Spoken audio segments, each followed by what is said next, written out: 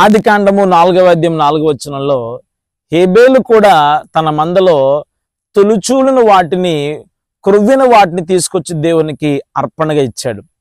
పరిశుద్ధ గ్రంథంలో దేవుడు హేబేలు యొక్క అర్పణను లక్ష్య పెట్టెను అని పరిశుద్ధ గ్రంథంలో రాయబడి ఉంది. అలా కారణం ఏంటి చెప్పిన, ఏదో తమ పంట పొలంలో ఏలబలంగా పట్టుకెళ్ళిపోయి ఉన్న వాటిని తీసేసి ఏ అందుబాటులో ఉంటే అది ఇచ్చేద్దాంలే అని ఆయన అనుకోలేదు. తన మందలో తొలుచూలును పుట్టిన వాటినగా దేవునికి ప్రథమ స్థానం ఇచ్చాడు. రెండవదిగా క్రొవ్విన వాటిని ఇచ్చాడు. పిల్లరా, క్రొవ్వినవి అనగా విలువైనటువంటివి, బాగా బలిసినటువంటివి అనగా డొమెస్టిక్ యానిమల్లో ఈ ప్రత్యేక మందల్లో చాలా విలువతో కూడినటువంటి ఎక్కువ వెల వస్తాయి, ఎక్కువగా సంపాదన తీసుకొస్తాయి.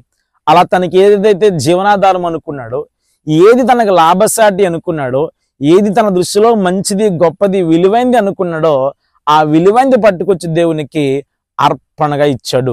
అందువలన దేవుడు హేబేలు అర్పణను అతనిని కూడా లక్ష్య పెట్టాడు. ఈ మాటలు వాళ్ళకి ఇస్తున్న ప్రియమైన జనాంగమా, ప్రభుని లక్ష్య పెట్టాలంటే మనము దేవునికి తొలుచూలు స్థానం ఇవ్వాలి, ప్రథమ స్థానం ఇవ్వాలి.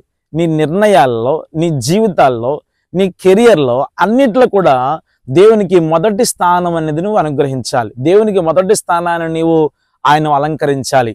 రెండవదిగా నీకు ఏది విలువైంది అనుకుంటున్నావో, ఏది ఎక్కువైంది అనుకుంటున్నావో, ఏది గొప్పది అనుకుంటున్నావో, నీ దృష్టికి విలువైనది అది ప్రభువునకు మనం అర్పణగా ఇచ్చినప్పుడు God will accept our offerings.